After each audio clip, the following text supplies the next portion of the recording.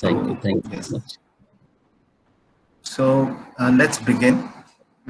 See, I'll just tell you about myself. I'm a qualified engineer, but my interest was into teaching, and I started teaching English, and therefore I have specialized in teaching English only. Got a qualification in teaching English, quite a few years of experience. So you must be thinking, what is design thinking methodology?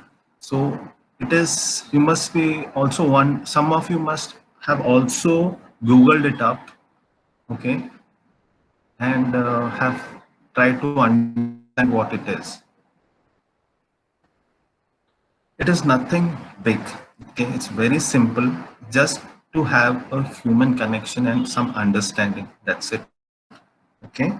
So I'll just show you a diagram, okay, what design thinking is and how to implement it, okay. So do you see the outer circle? Okay, it has three main points: understand, explore, and materialize. Okay, these are further divided into something 6 points. Okay, specifically, and I will just explain all these 6 points with examples. The first step is to empathize. What do you mean by empathize or empathy? It is not the same as sympathy. Sympathy is something where you share the feelings of one another. You understand and then you share. Okay, the word share is important, but in empathy, the word understand is important. So, as a tutor, the tutor is supposed to understand the student's feelings as well as the problems he is facing in the given subject. Okay.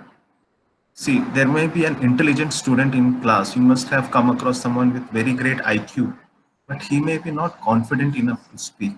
Now, as a tutor or a teacher, you're supposed to encourage that student and give out, help him give the answers that he already knows.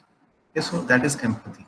So I understand as well as I influence, okay, the student. Now, once I understand the problem of the student, okay, I define that problem.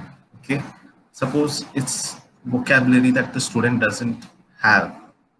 Okay, so I define the degree of vocabulary that the student doesn't have. Some people may not know even the basic vocabulary. Some people may know, something in between. Some may know even higher. Okay, so I define the level of the problem the student has or the weak point. We don't call it as problems, we call it as weak points. The student, nobody has a problem in this world. They come with some weaknesses which ultimately become their strengths. English was one of my weaknesses, but it has become my strength. Okay, so uh, it's how you define the problem, the weakness, and how you master it. Yeah. Once that is done, suppose we take vocabulary itself, we try to find ideas as to how to solve that problem. Now, some people do rote learning, or we say ratta marna in Hindi. Okay, so rote learning is basically you repeat the words 1,000 times and it gets into your system or into your mind. But some people would want to understand the logic, the root word of that English word. So, what do? We go to the etymology of that word. We go to the root. English is made up of different languages, so it must have come from one of these languages. Suppose it's German, so we find out the root word in German, and therefore the student, understand, okay, this is what it means in German, and this is how it has been changed to in English, or how it is used in English. So depending on the student whether he understands rote learning, or the best way to learn is to uh, understand the logic of that word. Depending on that, we find out or create ideas. Okay, and once that is done, we build something called as a procedure. Okay. What happens here is, I'll explain it in a later point. Okay, this procedure or how to tackle this step, I'll explain it further. Okay, so once you understand the procedure that the student is happy with, whether it's rote learning or he wants to understand the logic of words, we put it into test. So next time he comes across a difficult word, we test this procedure. So we tell him, suppose in the class, we understand he is able to do with rote learning. So we give him a set of words to by heart. He comes, and if he finds that same word, okay, that method is working for him. Now, if he comes across a new word, okay, and if he's understood the logic of the English words, then what best works for him, even if he doesn't know the meaning or if he's seen the word for the first time, he's able to derive the meaning of that word through some method. That method is taught in class. Okay, so if you have a book called The Logic of English Words, you don't have to by heart the meaning of every word. Okay, so we test this method. So if rote learning is working for a student, suppose it's a very basic student, rote learning will work. But when it comes to an advanced student, understanding the words will work. So once we test it, we implement it. Okay, we put that into work, and during testing, if it's successful, we definitely implement it. So it comes for every problem that the student is facing. Suppose it's for speaking, for writing, for listening, and different questions in these sections. Okay. So basically, design thinking is we empathize, we define the problem, we create ideas as to how to solve those weak points, we build a prototype or a procedure, we test it, and then we implement it. Okay. Now I would give you a suggestion. Okay, find a mentor. Okay, and try to form a group of 5 students. Okay, now why we are selecting 5 students is because more than 5 students, when it becomes a crowd in a class, especially in online tuitions or coaching, it becomes a crowd. Yeah, ideally, it's maximum 3 students in a class, but we can manage with 5. Okay, so we take 5 students, and we the mentor has to understand what issues the student is facing. Every student is unique. Suppose you take two twins also. Okay, they are born on the same day, almost with minor differences in time. Even they are different. So every student is different, and the issues they will face will definitely be different. Okay, so we understand the uniqueness of the student, and we will try to find individual solutions in this small, or I would suggest you find out with the help of the mentor, you find out the issues each student is facing. Okay, so I would suggest we in our session we would conduct mock tests, okay, to analyze the issue of each student in the beginning itself. Then we explore ways as to how to solve that weak point or how to make it a strength. Okay? Suppose a student is finding it difficult to speak.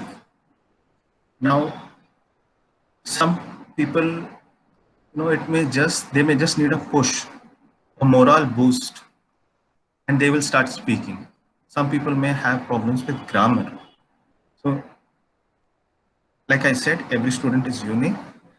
We will give, it's like a prescription that we give to a student, okay, like a doctor gives. So do this, the doctor first analyzes. So we have understood the issues, the weaknesses. Now we will give you a prescription. And same like the doctor, we follow up. Okay, we ask them to come after a few days till the entire weakness is rectified. I'll tell you how. So once we have explored the entire issue, okay, this is a different, not different. I've taken sections of IELTS and how to overcome the challenges in a different webinar. I think sir will share the link with you all in the chat box. So once that is shared, you can always have a look at what IELTS is and how to solve IELTS. But I'm just focusing on design thinking, how design thinking helps in getting a band score of 8 plus. So, so we understand problems exist in these 4 sections. Okay. So what do people generally do, or the students generally do, is they're trying to look for the same word in the passage. Suppose it's a reading section, and there's a question. They try to find the same word in the passage. What if you don't find the same word in the passage? You're lost, right? You're completely lost. For example, you are trying to speak fluently, but even if you speak slowly, you can be fluent at the same time. Okay, slow and fluent. Okay. So, like I was saying, if the student gets lost in the reading because he's not found the same word in the question that was given in the question, what I would do is I would ask the student to find where in the passage, which paragraph, okay, passage, inside the passage, in which paragraph is something similar to that question, something close to it. So then the student tries to think, okay, it was somewhere in the second or the third paragraph. Okay, second and third. So uh, he starts reading second and third passages or paragraphs. Okay, so once these paragraphs are known, then I'll ask him to do is find something similar, not the exactly the same thing. So if his vocabulary is good, he will find something similar, and he will ultimately get the answer to the question. Suppose it's a type of question, a type of a question like that. Okay. Now, where does design thinking come in? The ideation. Okay, where do I ideate? I got the idea of finding, to retrace. What I'll do is I'll ask him to retrace the entire process of finding the similar meaning of the word. Okay.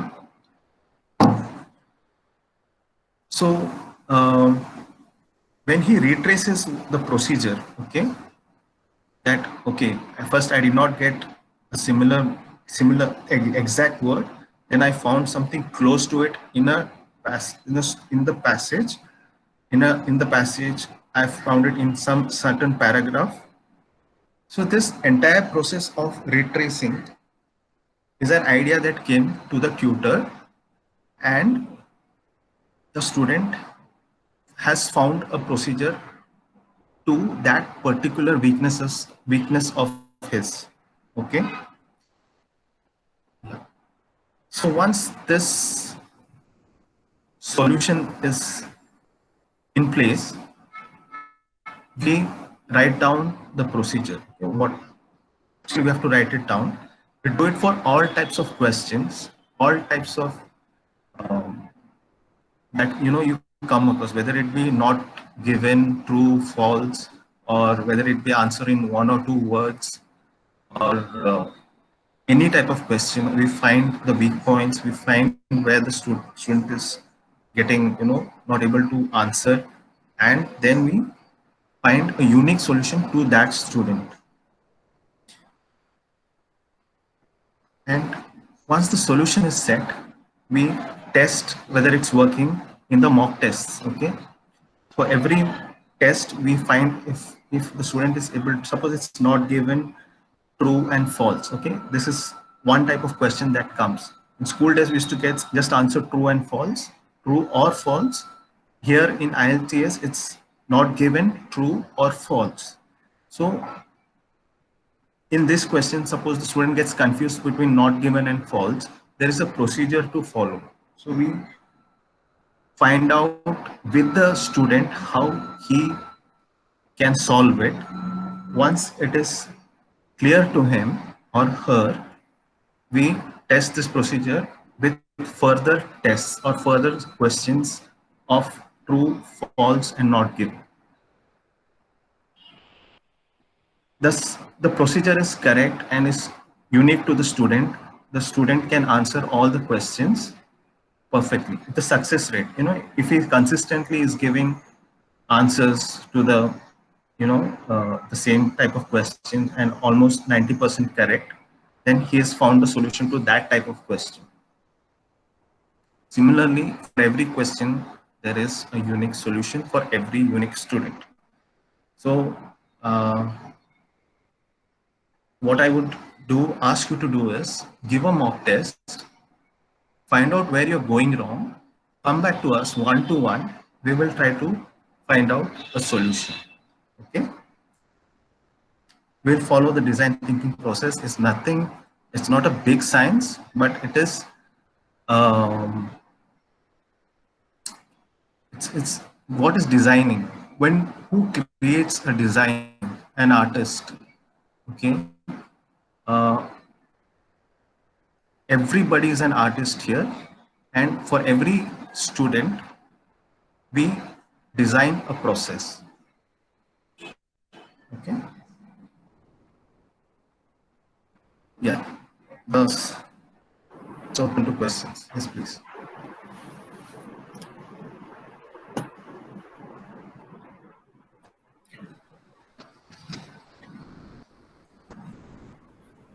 So can you, Justin, can you just give a little bit about IELTS sections? We have already explained in the last webinar that link I have already shared here. Just a brief about a small IELTS section, just Okay. cut off and a bit, just by explaining. Yeah. So, yes. So, what is IELTS checking? IELTS is checking your communication skills in 4 mediums.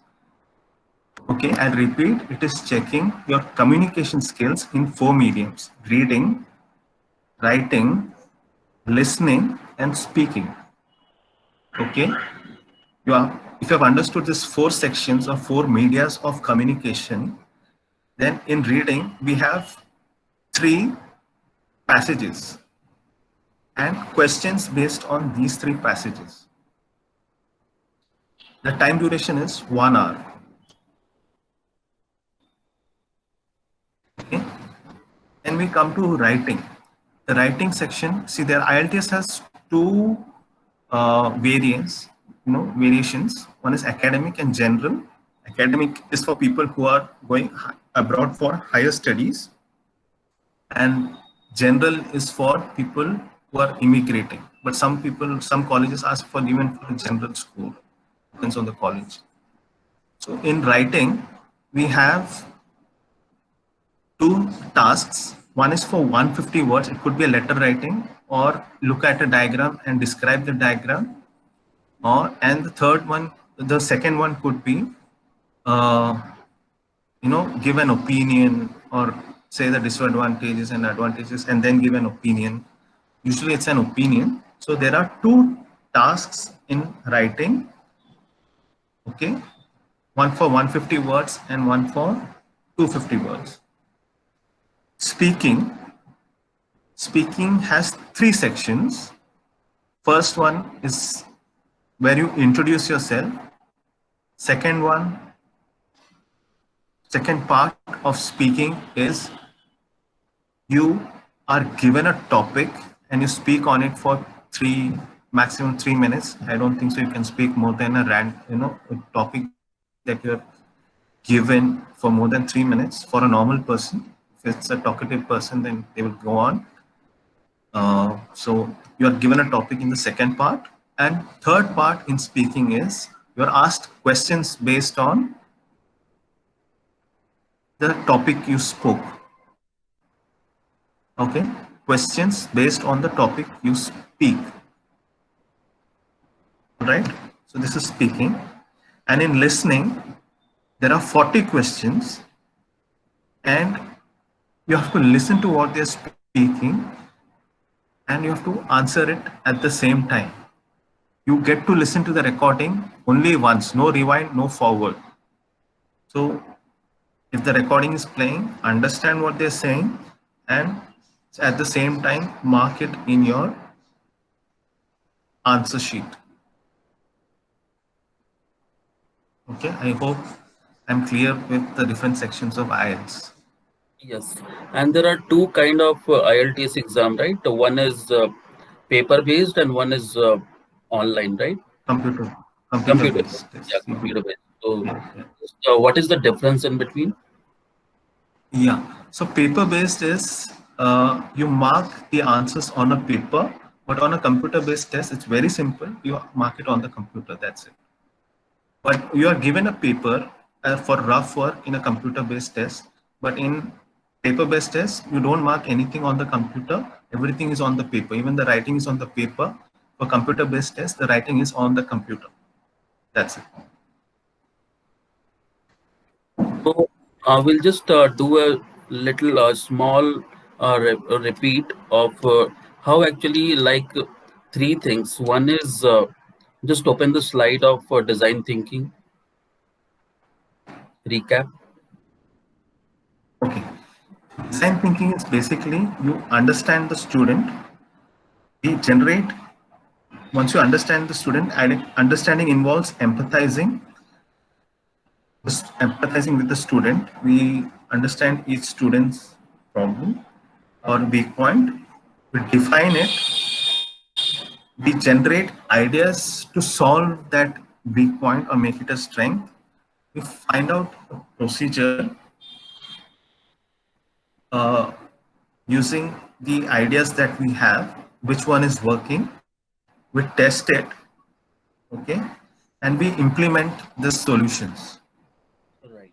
So, in terms, if we just get into the simpler terms, so understanding means if let's say anyone is planning for IELTS exam or already have booked the date, let's say in next 20 days or next 30 days, or just planning for the IELTS exam, because the kind of overall thing it gives to a normal student, it really is scary most of the time, and having so many Yeah. things that IELTS is tough or IELTS is easy. Normally, if we go and type it on Google, so any subject, not only IELTS, it will be written maximum times.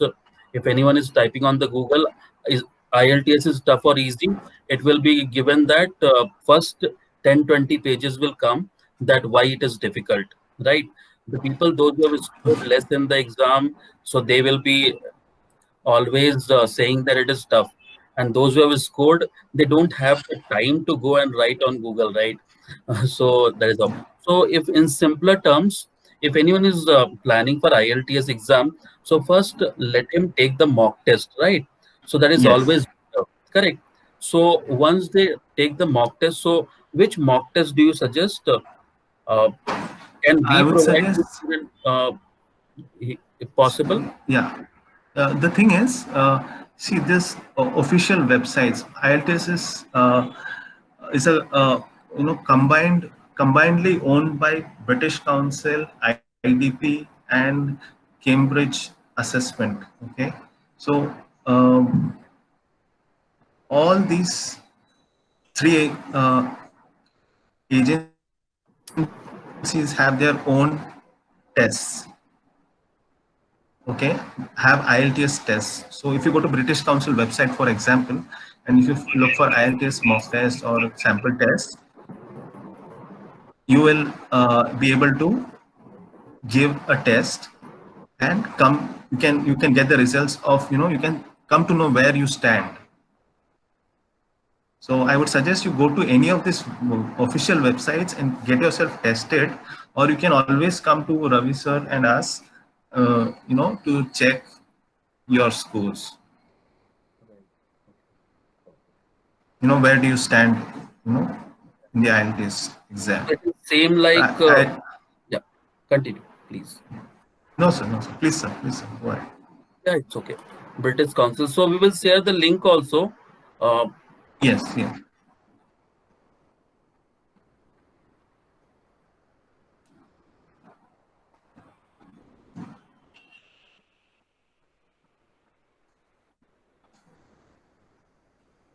can you just show here itself for that how to get that IELTS British Council IELTS mock test in the Okay. window? Yeah, Yeah. I'm just not sharing my. I've stopped sharing my screen, and I'll just give you the link. correct. Yeah, British Council or IDP. So it will be easy for anyone, those who are planning for IELTS exam in the next couple of days or next couple of months.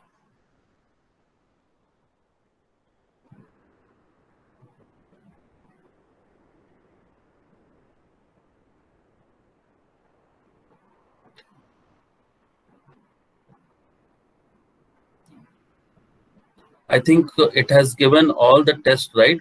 Reading, writing, speaking, and listening.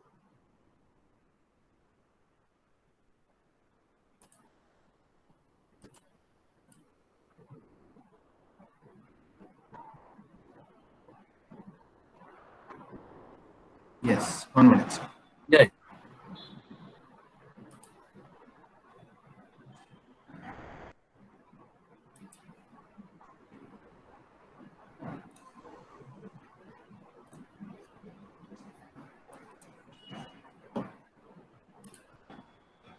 So I've shared the link.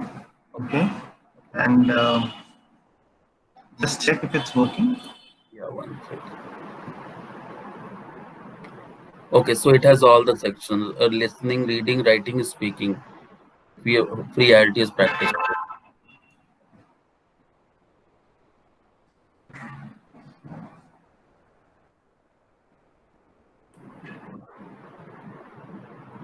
And a small tips about each and every section, how to score better marks. Okay. In traditionally, if you see in reading, people say read the newspaper, uh, you know, by heart the vocabulary. No, that's not how you do it. You understand the given print, whatever is there given printed. You have to understand that. For understanding, what happens is when you are reading a sentence, you come across a difficult word or you don't understand the meaning of that word. So there is one book called, you have to purchase this book, The Logic of English Words. It's not written by me. Someone else has done it, or done a good job. And what is given in that is it goes to the root of every English word or a difficult English word. And root meaning, it goes to the origin of that word. Suppose you talk about sociology, okay? The logi word comes from Latin and it means to study. So social study is called sometimes, this logi is every time used. So study is in Latin means logi, or the Latin word for studies is called uh, you understand, I think. Okay, so once this is clear, which word stands or which is the root word, any word ending with logi, you will come to know it's some kind of a study. So this procedure of understanding the meaning of every word, some unknown word is given in that book.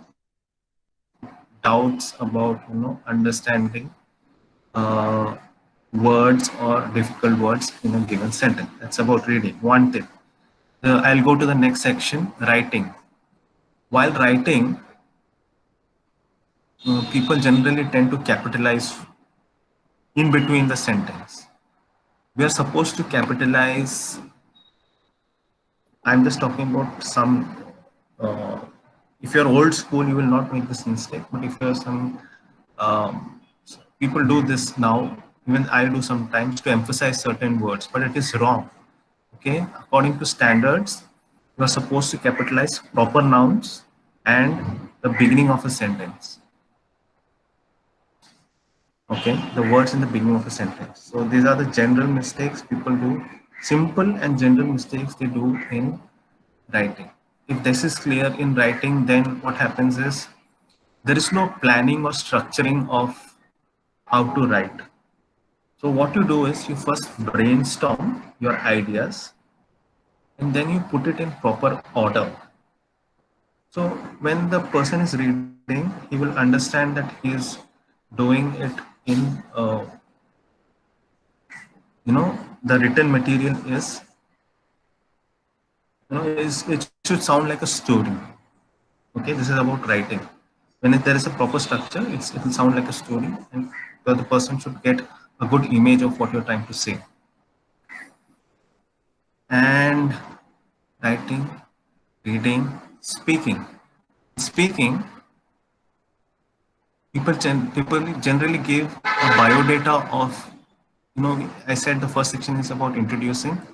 So people generally give a biodata of themselves. I am educated, I am so and so in my family, so on and so forth. That is what they don't want to know. They want to know if what kind of person you are. Okay, this is one tip. Okay? Suppose you say, um, I became, for me, for example, I became an IELTS tutor because my English was weak and I started working on my weakness and it became my strength. That is what I am. Okay, not my biodata. Okay, it's about speaking and listening. You have to get used to the British and Australian or the New Zealand accents. So if you are not used to all these three types of foreign accents, then it will be difficult for you to understand. Or if you understand English movies, then it will not be difficult to answer IELTS listening section. But you have to get used to this accents to answer the listening questions.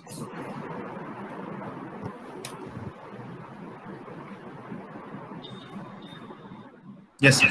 Yeah, so normally, how much time do you suggest in a daily basis or on a weekly basis, or for a student who is just started thinking that I should take IELTS? So, how much time he or she should dedicate on a daily basis? So, what is your Okay. take on this? Okay. I'll just give you a situation where uh, you want to live for 100 years. For that 100 years, can you eat food in one single day, entire quantity in one single day? Won't work. So it has to be spread out, it has to be digested, and depending on the weakness and what the tutor says, actions has to be taken.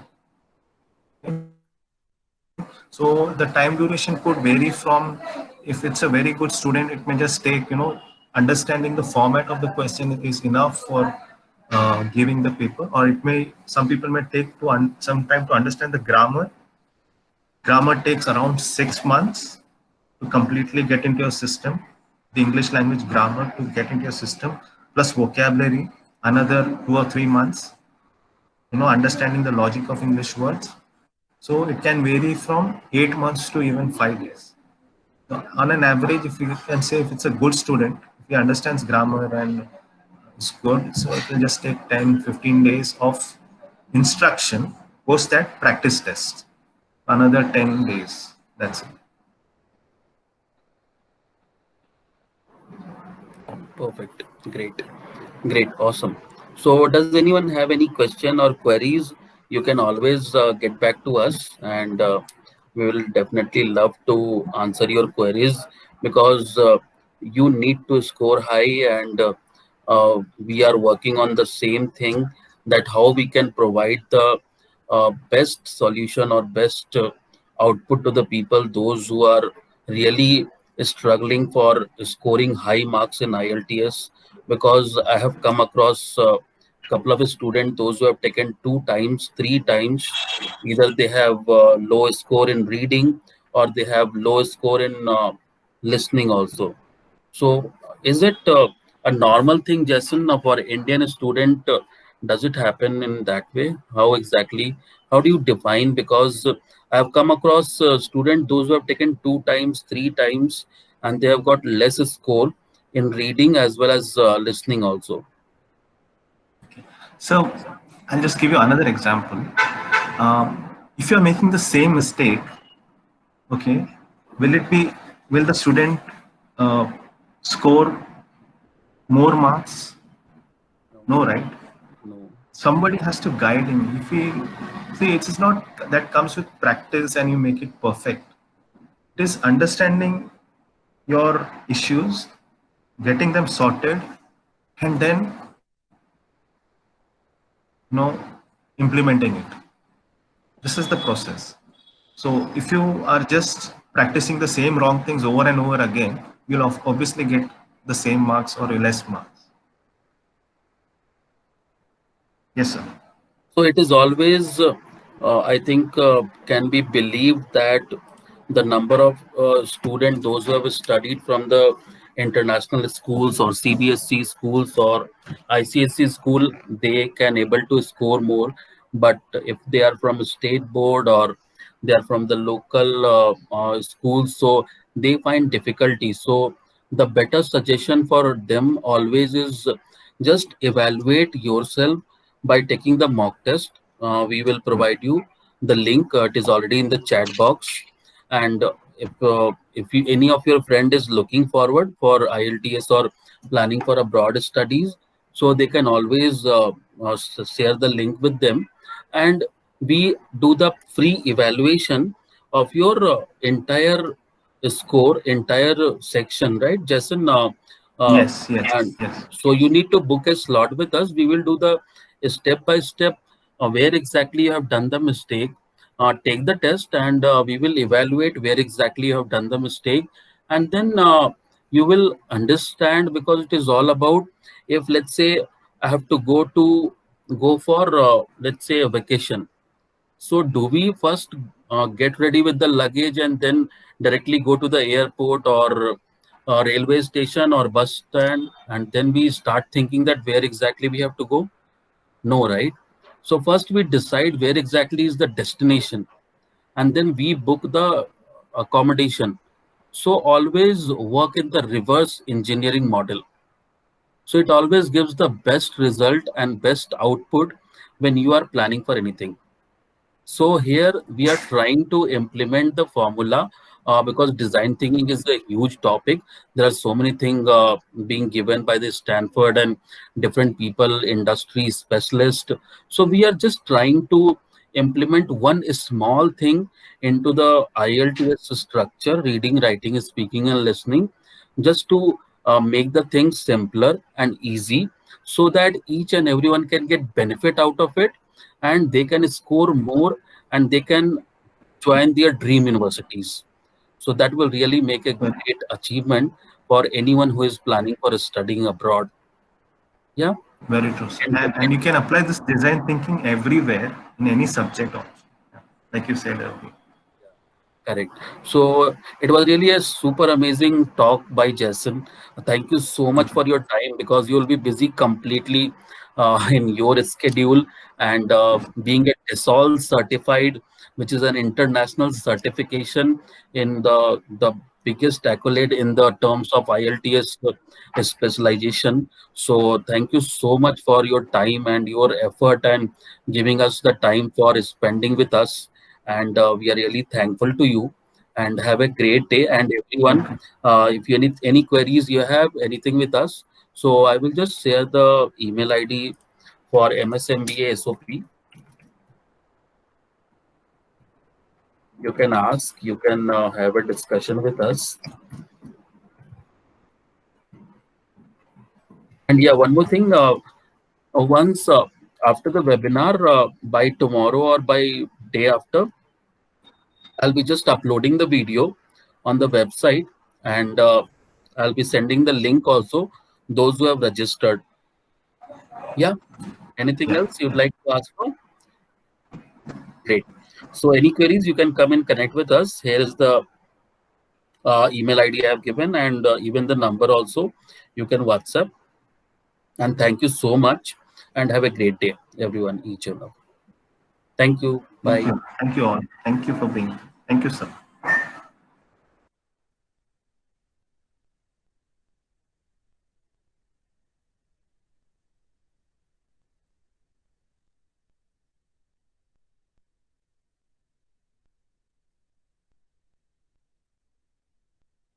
Conroy and Shalaka with me, who is also there in the webinar. They will be sharing their insights of the course that I take and the team that we are. Right.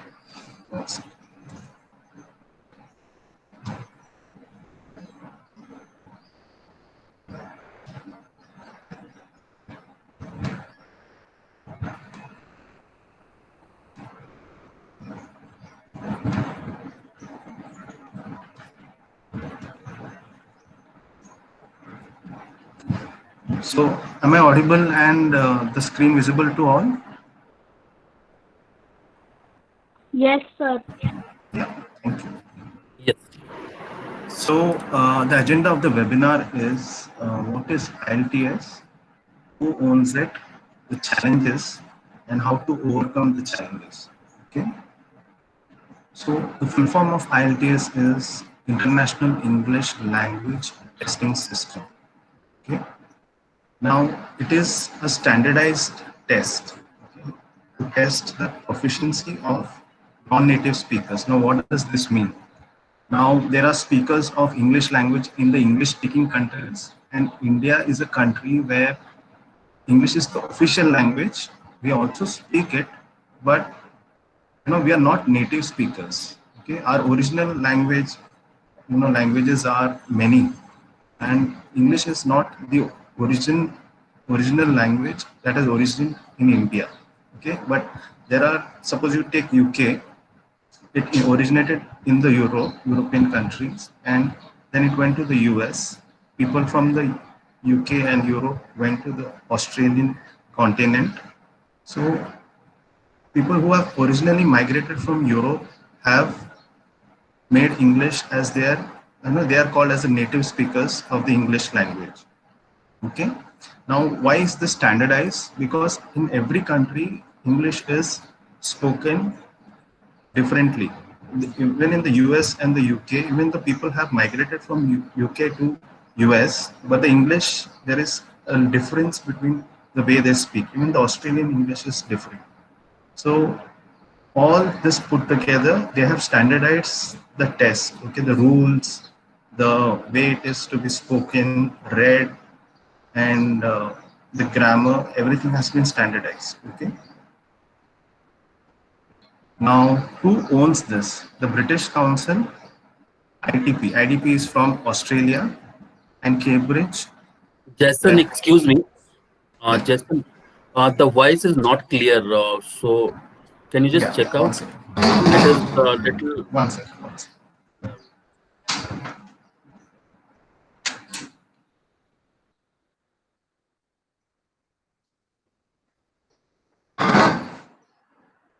How about now? Ravi sir, is it clear now? Guys, everyone, it is clear. Sakshi, Yes, sir. everyone. Now it is Yes, okay. sir. Okay, super Fine. cool. Fine. Yeah, you can start. Thank you. So IELTS is combinedly owned by British Council, IDP, and Cambridge Assessment English. Okay, they are partners who run the IELTS. Now it is used to get into academic institutions in the European countries, Australia, okay, because they want to test whether you are able to speak, write, read, listen in English. Okay. The other standardized tests include TOEFL and PTE, which are TOEFL is used for Canada and US. PTE is also used for Australia again. but PT is far simpler than IELTS. Now, the scoring in IELTS is done from the range of 0 to 9. Now, 0 indicates an absolute beginner and 9 indicates a high level of proficiency. If you get around 8 to 9, you are a highly skilled user of the English language in all the 4 domains. Okay, all the 4 domains means reading, writing, listening, and speaking.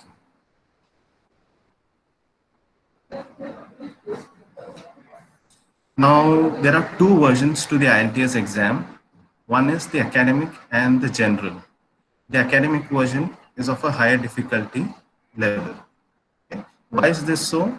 Because you have to comprehend, understand scientific books or maybe management books. So the level they have kept is a little higher. And if you take the general is for immigration purposes. Now there is something called as UKVI. So that is for specifically for getting into immigrating to UK. So like I said, I was always saying that there are 4 sections of the IELTS: reading, listening, speaking, and writing. So what are the examiners looking for in the IELTS exam? Okay. If you are able to understand what you are listening, are you able to read the given test, write and express what you want to say in standardized English? So if you want, you can just read this very carefully. It's just a medium of communication. You should be able to communicate through all these 4 ways.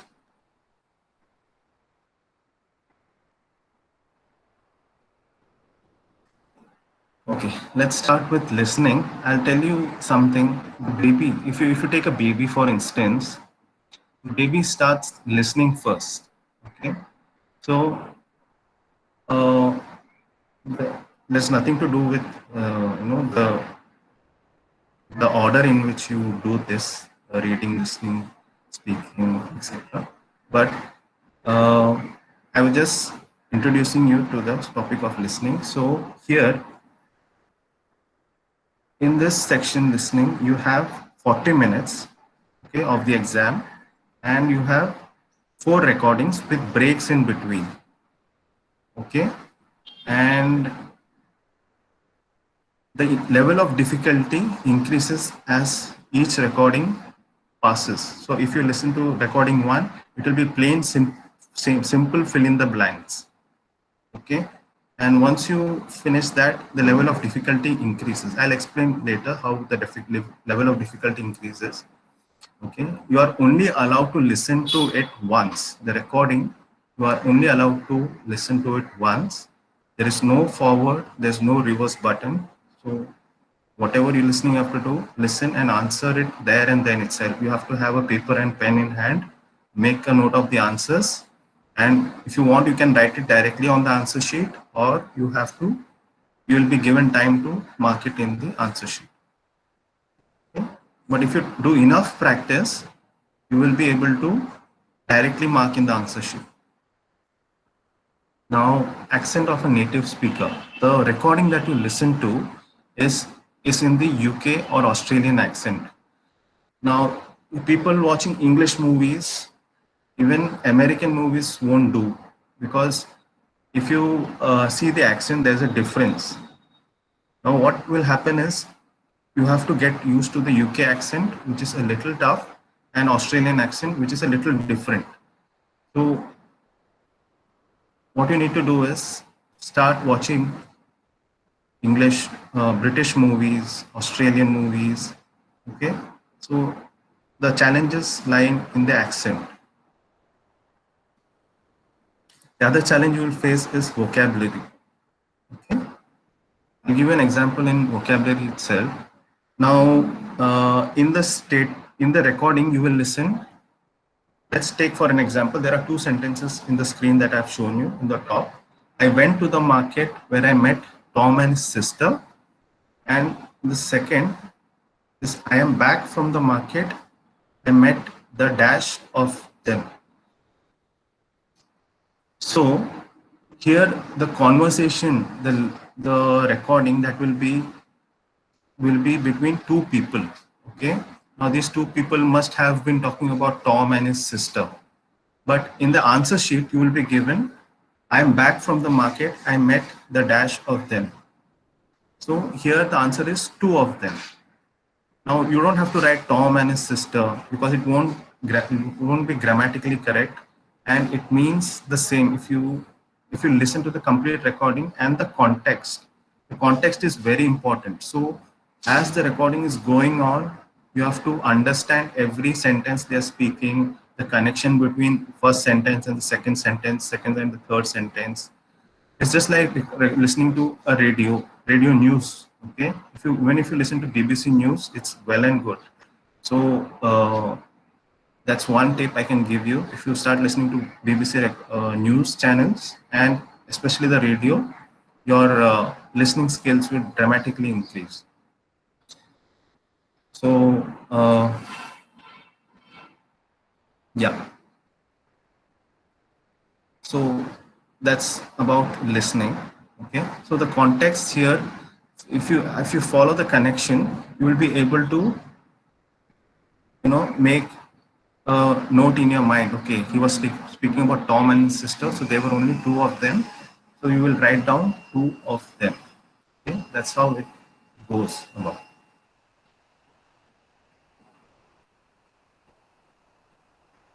We'll move on to reading.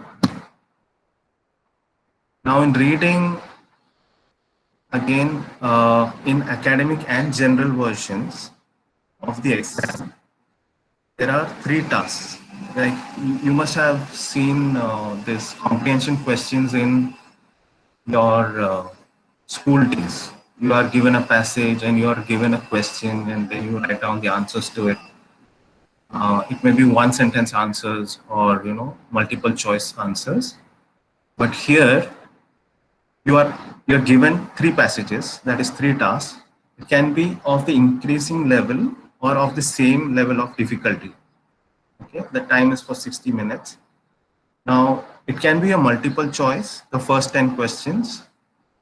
Then it could be the next 10 questions could be short answers, match the following, true or false, so on and so forth. So the format, in one passage itself, you may have two types of question, match the following and true or false, or even more than that format. Okay, so the awareness of the format of the reading questions is very important. Okay, but there's a catch to this. I'll tell you. You can always expect a new format of a question in the exam. And the only way to tackle this is using logic, common sense, and understanding of the meaning of the words. That is good vocabulary. Okay. So if there is a new format of a question, you have to apply your common sense. That's it. There's nothing more you can do. But if the format is known, okay, what you can do is, let's take for example, not given, true or false. See, you must have done this true or false question in your school days. Okay, so either the sentence is true or false, but there is a third criterion also in IELTS. Okay, like not given.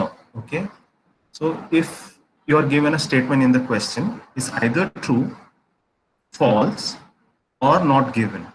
Okay, so how to tackle this question? We develop an algorithm. Okay, in the coaching that we do, we develop an algorithm. So first we find if the statement is given in the passage. So once if the statement is given in the passage, it has to be either true or false. Okay, suppose it's not given, then you choose the option in the answer sheet as not given. Now, if the sentence is like, a little vague, something of that sort is given, you're a little bit confused, it has to be either true or false. So depending on the passage, the context and the question in hand, you have to choose between true or false.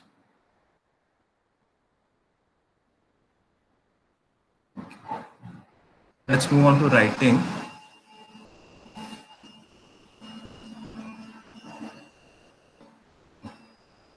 The writing section has two passages to be written. Okay, one the first one is of 150 words. The second one is of 250 words. Okay. Now you have to stick to. It's not a compulsory rule that you have to stick to 150 words or 250 words. It can be plus or minus 5 numbers here and there. Okay. But the major challenge that you face is, what if the question is out of your expertise? Okay. Now, if you don't know about the topic, what will you do? That is the question that will always come to your mind. So, either you speak from your personal experience. Suppose you know a one sentence about that thing, you can expand on it. Okay. Write as much as you know, what stories you can write about it, but there should be cohesion and coherence.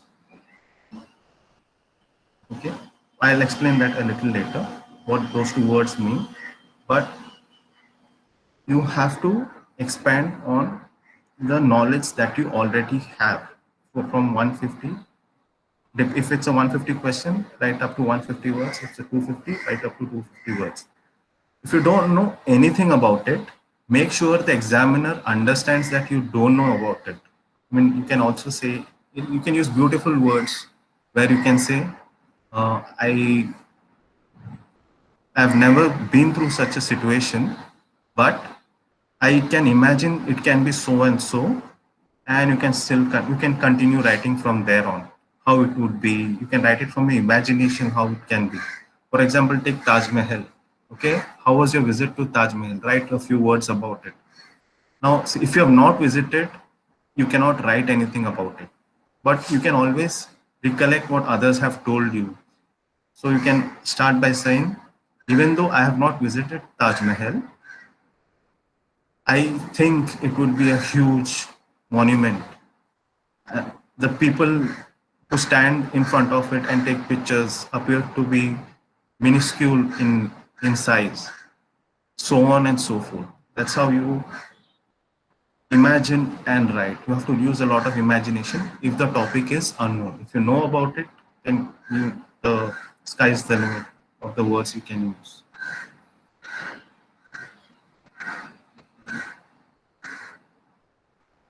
Now let's move on to speaking, and this is the last section. Speaking has 3 parts. Okay, the first part consists, and it can last up to 15 minutes, 15 to 20 minutes, the entire speaking section. The first part consists of introducing yourself. Second part, you are given a question or a topic to speak on. The third part, you are asked questions based on what you have spoken on in the second part. Okay. Now here the challenge is, you will not be given the time that you have for writing, that you have, if you take for instance, if you are given the same topic in writing, I'm starting from the second part. Okay, second part of speaking. If you are given the topic in writing, you have time to pause, you have time to think, you can always edit what you have written, you have time to write down rough notes. Here what you can do is, you can excuse yourself for 2 minutes, think about it, but once you start speaking, you cannot stop, and you don't have to go at a high speed. Okay. You have to be careful about your grammatical, you have to be grammatically correct. Okay. Then you have to link between the different sentences that you write. Suppose, for example, you're supposed to talk about a relationship. You may talk about a husband and wife. Then you go on and go on, you speaking, you end up talking about a scientific fact. If there is no relation between the scientific fact and the relationship, then there is a lack of coherence, and cohesion.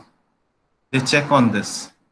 People can talk on and on, but if it is not making sense, plainly put, if you are not making sense, then you lack communication skills in speaking.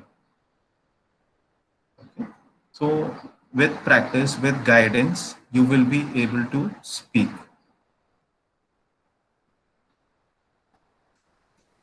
Now, the first part, when you introduce yourself, you need not give an interview to the examiner. You can be as casual as you want.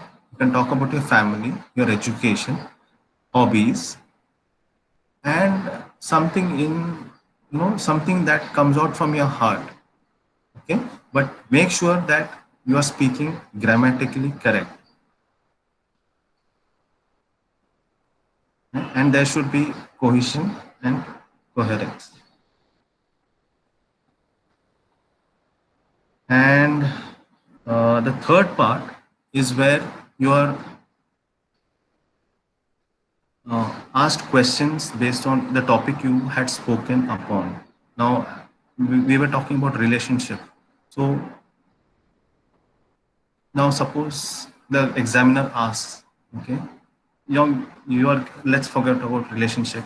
You're given a topic on, let's say, for example, your hometown, okay? You speak about your hometown and you go on saying the positive things and so on and so forth. My hometown is like this. I love this place. There are good eateries there. You speak a lot about it. And then finally, the examiner asks you, what if you're asked to leave your hometown and stay somewhere else? Okay. You are at an utter confusion and you don't know what to speak. What do you do then? Speak about the positive side of that place. And if you're not, you can always say like this: wherever I go, I will try to make that place my hometown. Give it a positive ending. Okay. So these are the things that you have to keep in mind. These are the challenges that you will face from my experience in IELTS exam. Okay. I'm open to questions. Hello, sir. I am Ankit Yeah. from ISTA. Yeah. Sir, when we have to apply for abroad countries for admission, so which exam version we have to attend? Either Voice academic. is not clear, Ankit. Your voice is not clear.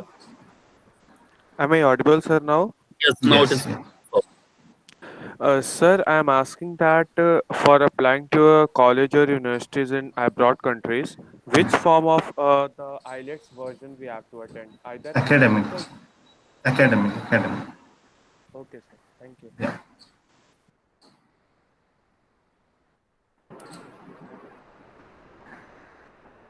Jason, just wanted to understand, as an Hmm. Indian student, there are many student, anyways, they take it the IELTS for the first time, the academics. So Okay. normally, I think reading and speaking, they find difficulty, right? So what are your thoughts and how exactly, in simpler terms, they can actually get it best in that actually? Reading. Okay. Reading. See, the difficulty in reading is, you are able to, first you should understand what the passage is saying. Find out the main idea of the passage. Okay. Once you Uh, find out, I didn't get your questions. yeah. So what I am saying is, normally as an Indian student, do not have any kind of habit in fast reading in the colleges, right? We are Right. not Right. in the colleges or not even the schools. It is only when it comes to IELTS exam or any reading comprehension, whether they are going for GRE or GMAT or CAT exam. That point of time, the fast reading of passages, completely abstract passages, right? Because that is what I have seen personally with many people or whoever is taking IELTS exam. Reading is the reading the passages or resolving the passages. So that creates a lot of tension, and because of tension, they mistake, right? So that Yeah. happens a lot. Yeah. So I would also say that, reading a number of books and so on and so forth will help you to a limit. But what you read and understand is what makes the difference. Okay. Now you are given a now a passage is made up of different sentences, right? So you have to understand the meaning of each sentence, connect it to the next sentence, and you have to get a picture in your head about the passage. Just like, for example, you are given a newspaper article. You read that article, you read the first sentence, then you read the second sentence. At the end of the article, you understand what the news is about. That is the main thing you have to understand about reading. Reading, you have to grasp or concise that. If you're able to concise, make it small, like paraphrasing, we call it paraphrasing. If you're able to make a 250 word passage into like one, like say for a 100 word passage, that means you have understood the passage and you can answer the questions that will come along. Okay. The second part is vocabulary. Vocabulary, even I don't know the entire dictionary, but I'm able to answer what is, the difficult words. Even if it's a new word, there's a way to crack it. Okay. So should I go on to tell what it is? Yes, How to? definitely. Yeah. So let's take the word um misunderstanding. Okay. It's a very simple word. I'm using a simple word because everybody knows the meaning of that word. Now, it is made up of two parts. It has a prefix and it has the main root word, understanding. Now, ing also you can take it as suffix. Okay, to understand means to, you know, understand. Everybody knows what it is. So, if you split the word miss, understand, and ing, you you know the meaning of the word miss, you know the meaning of the word understand. Ing means it's in the present tense, present, the grammatical what it is. So you have to split the words into its root words. English is made up of number of European languages. Even Sanskrit is also involved. The word guru is also added in the English word dictionary. So you have to only mug up the root words of the English language, what the English language is made up of. Okay. Now, suppose you take Latin. Latin is also one of the languages that English is made up of. So, logy, okay, physiology or biology. Logy means to study. Bio means something to do with nature or plant, whatever, you know what it is. So, bio and logy. Now, if you're given a word anthropology, anthro is one word, ology is another word, logy is another word. So it's a study of something. So you get an idea of what the word is made up of. So that's how you tackle vocabulary. So what you need to do is, there's a book called The Logic of English Words. If you're able to get hold of that book, your vocabulary will dramatically increase and you don't have to mug up any word for that. Yeah, that's also. There is another question that writing, how to improve into writing. Okay.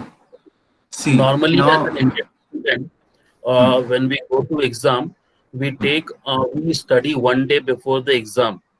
right. I think 90, 95, 98% people, and read one night before the exam, and then next day, early morning, 10 o'clock, exam, whatever is studied in the last moment, we will be writing, right?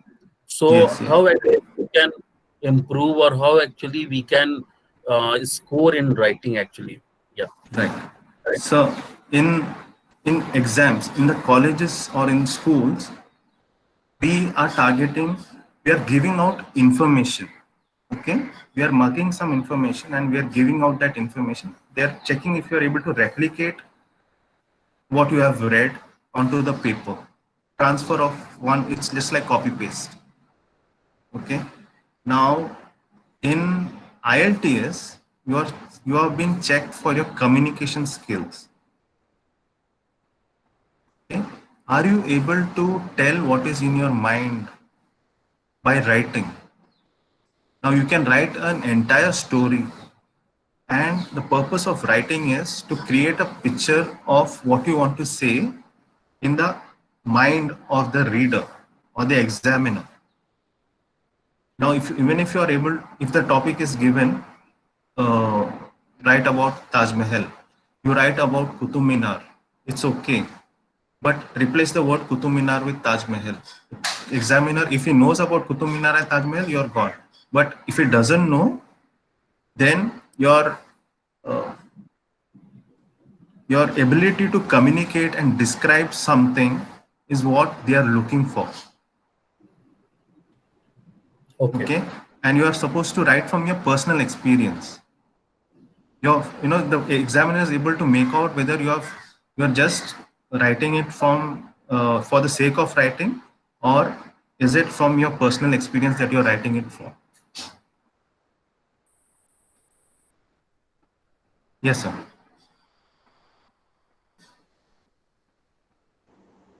And yeah, your voice is not clear. Yeah. Am I clear now, sir? No, no, yours is okay, Salaka. Your voice is not. Yes, yes. Hello. Now it is okay. Yeah, okay. So, hello. Yes, yes, Shalaka. Yes. Okay. So I am Jason's student and I had been working on IELTS for past few months. What I think is that he has helped me a lot in IELTS. My scores earlier were very less, say around 4 or something, and now it has increased to say 6.5. So I feel happy about the fact that I'm able to increase the score and go ahead in IELTS. Thank you. Okay. Thank you, Shalaka. Thank you, And Jason. Can you give some tips about speaking? How actually normally what exactly the examiner what they are looking for and what is their expectation? So if we already understand as a student, so it will be more. We will have the clarity, and we can any student can do or perform their best. Yesterday, I was having a discussion with one of my students. So she told my speaking was not well because I think I am lagging somewhere. So can you give some tips on speaking? okay, see, if you have studied from English medium schools, then the major issue is lack of self-confidence in oneself. There is nothing major. If you are able to write in English, all right, then you should be able to speak in English also. But the thing is, we speak in our regional languages at home and we have no exposure to speaking in English. But when we go to an exam, the problem is we feel that we won't be able to speak. If you're able to write and read, then you will definitely be able to speak. That's one confidence level, and that can be easily developed. Okay. Secondly, in speaking, what you need to know is the linking part, coherence and cohesion. It is, you are talking about a random subject which you don't know, and to link between one sentence and the other and forming a storyline, one story one after the other, talking about the next. Now, suppose take the example of hometown. Start with your hometown, the places there, how it is good. The common factor is the hometown. You're talking about hometown, so that commonality should be there in all the sentences that you speak.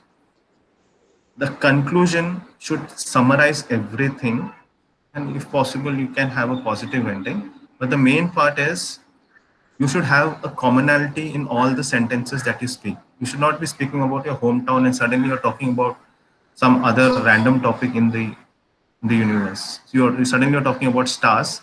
It will not make sense. Okay, it's an extreme example, but my point here is, even if you're talking about stars, you can say, from my hometown, I can see my stars very clearly. When I go to other places, I'm not able to see that. It's a, that's how cohesion and coherence should be a part of your speaking skills. So confidence, cohesion, and coherence. Just these two parts you have to take care of. How to increase the score of reading? There is a lot of difficulty actually in that for many students. Okay. Now the problem with reading is people try to match what is given in the question with the sentences in the passage.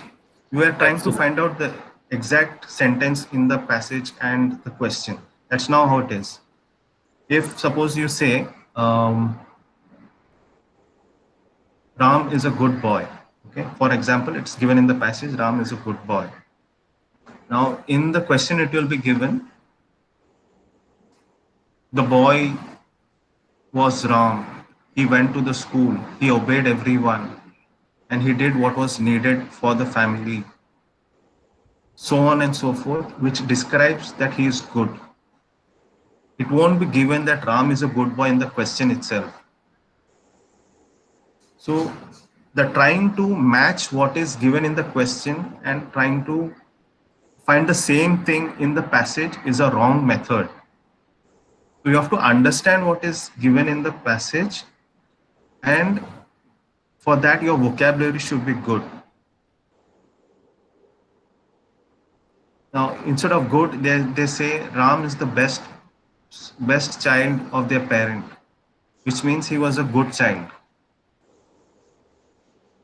So good and best mean almost the same thing, but good will also not be given. Now in the question, if they say who is Ram, okay, Ram was the best boy. Let's take for example, Ram was the best boy.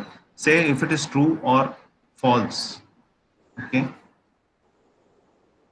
In the passage, it is given Ram is a good boy.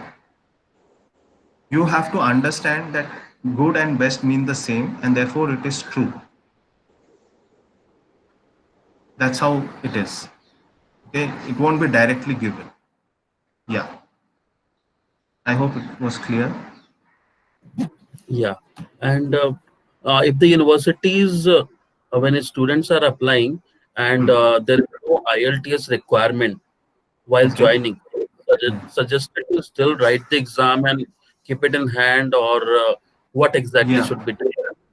See, I'm not that well versed with the admissions, but what I can say is if you give the exam and keep, suppose you don't get in the college where IELTS is not required, suppose you don't get it, but certain criterias are, fulfilling with the IELTS score. Let's say from 6.5, it is 5.5. It won't be so less, but you are able to achieve 5.5. And the other criteria you are fulfilling. Okay. So these will help you, get into other colleges in universities abroad. So giving the IELTS is a very good option. Always try to give the IELTS and keep. When if you get, or if IELTS is not required, it will come in handy at a later stage. And definitely, as a university where the students are going for, it is a multicultural diversity, diverse students from different countries and background.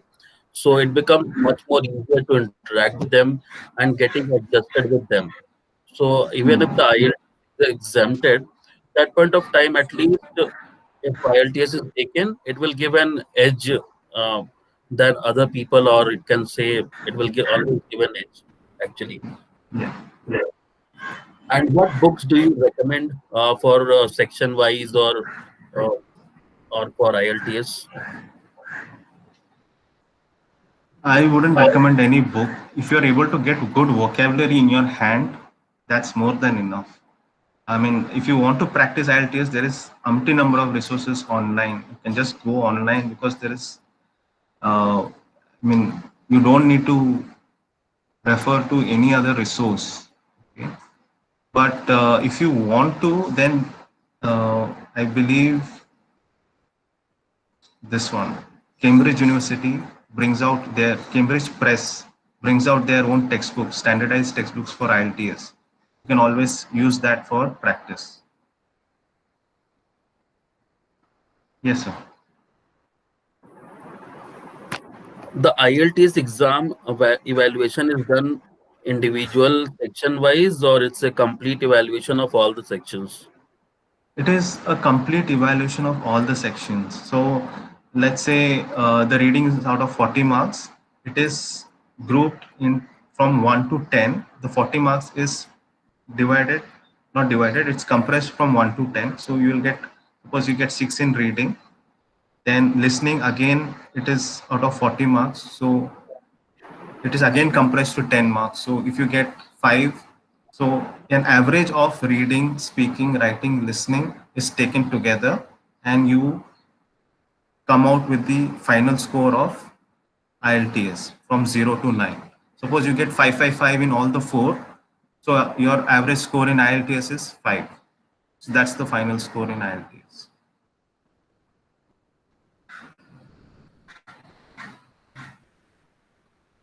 Yes, sir.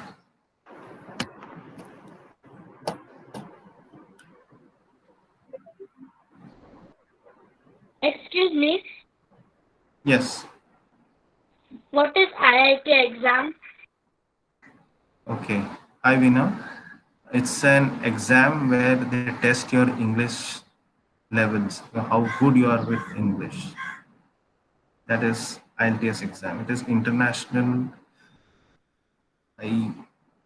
international. I'll just tell you right now.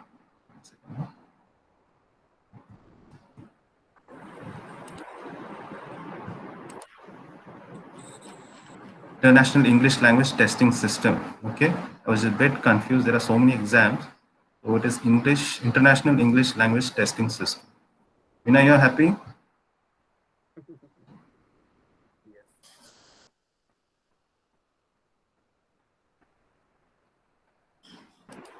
Yes, sir.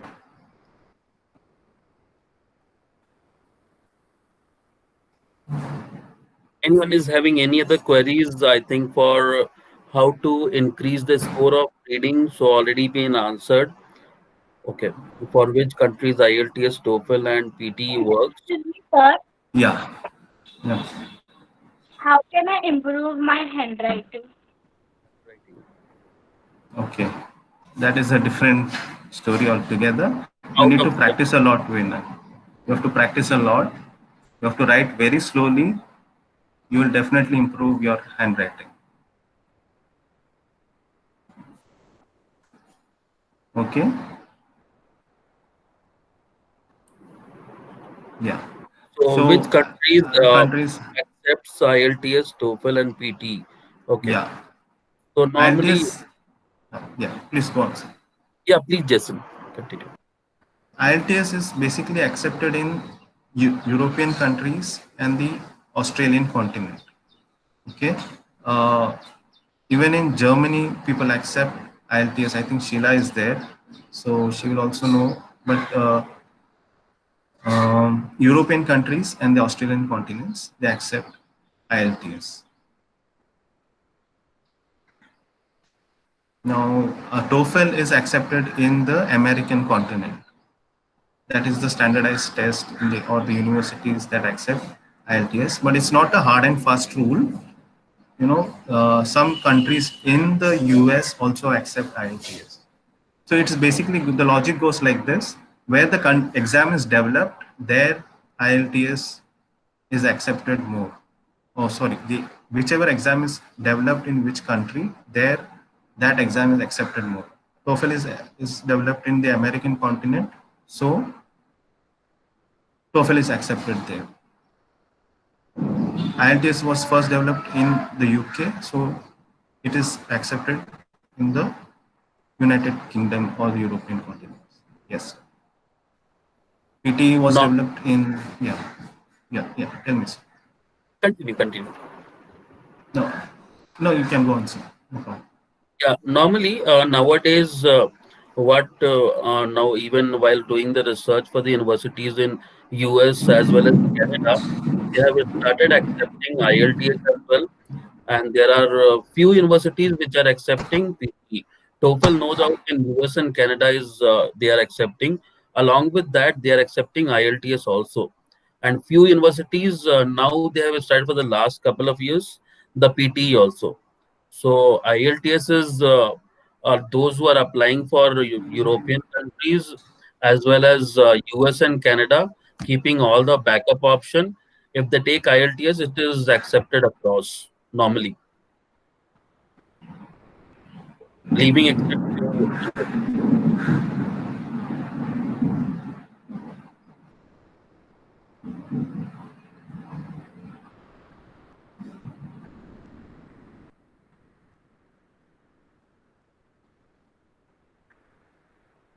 Any other Yes, sir. queries, guys? Anything you'd like to understand or you want to ask?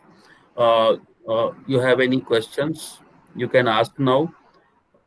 However, I'm just recording the session, and those who have left or those who have joined little late, so they can visit the website of MSMT Infosys, and they will be able to go through the entire video once again.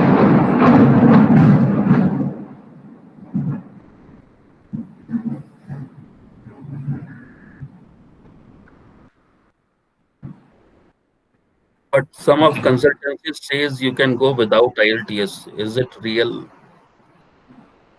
See, it depends on the colleges you are applying to.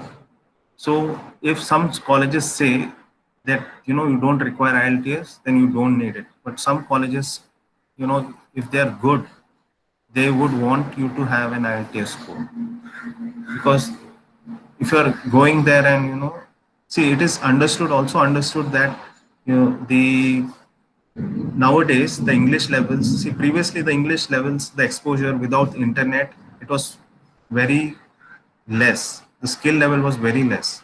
But now people with internet and all this exposure have improved their English levels. While chatting also, your English levels improve, not that much, and your English is not that correct, but at least you're familiar with something.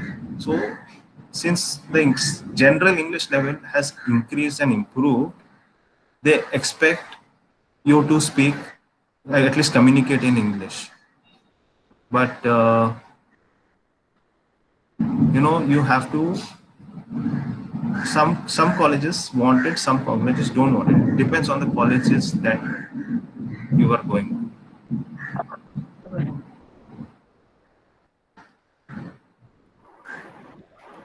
There is one question by Sakshi. I thought the answer is correct, but that was incorrect in reading. Okay, what Yeah. was it, Sakshi, if you can ask me?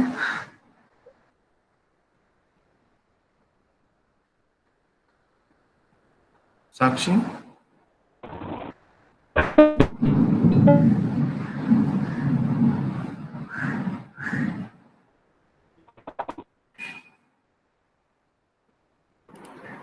Sakshi, can you type your question?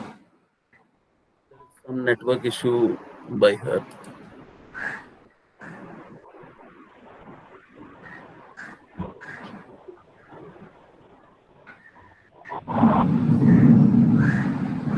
I think Ravi sir, Nikhil, your question will be answered by Ravi sir.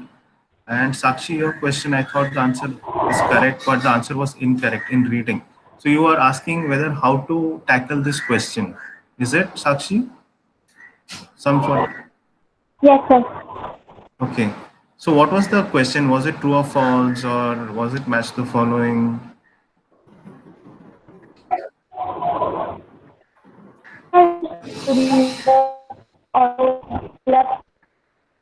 Can you type and send, please?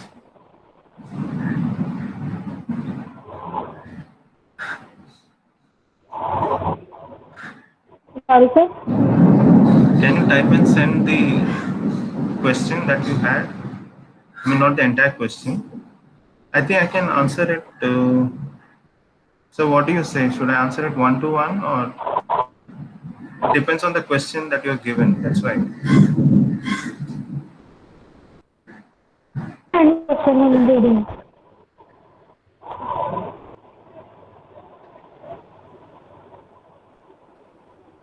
Sakshi, your voice is not clear. Yes, sir. Yeah, tell me.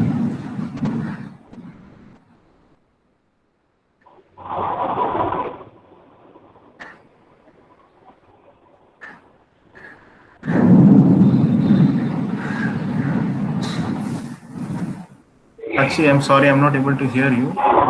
I think. I think there is some network issue at her side. Right. So we will, yeah. So Sakshi, you can connect with us. Anyway, I have mentioned the number as well as email ID, and we can resolve your queries later on. Right now, anything very quick. We are about to end the session now. So Conroy is online now. Jason, Conroy, you're there? you are with us. I think he's not Okay, there. sir. I think he's not there. So he has to go for work, so he's not there. Okay, perfect, perfect. Yeah, so guys, you can connect with us for any queries or any details you want to understand. This is Nikhil. This is one-time session webinar just to get people or student to get the clarity what exactly the challenges each and everyone facing, because right now is the high time to take the IELTS exam, and many students are attending. So it's always preparation is better than just facing directly in the exam hall, right?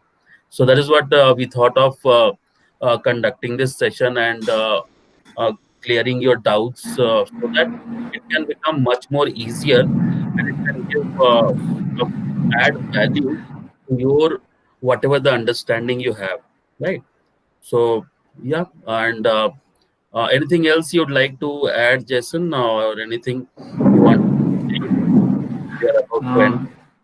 Uh, I mean, you can always approach Ravi sir and team MSMBA, SOP.com, and we will definitely help you out with whatever queries you have. And I hope to see you on the other side soon. Thank you so much. Have a great day, guys. Happy Sunday.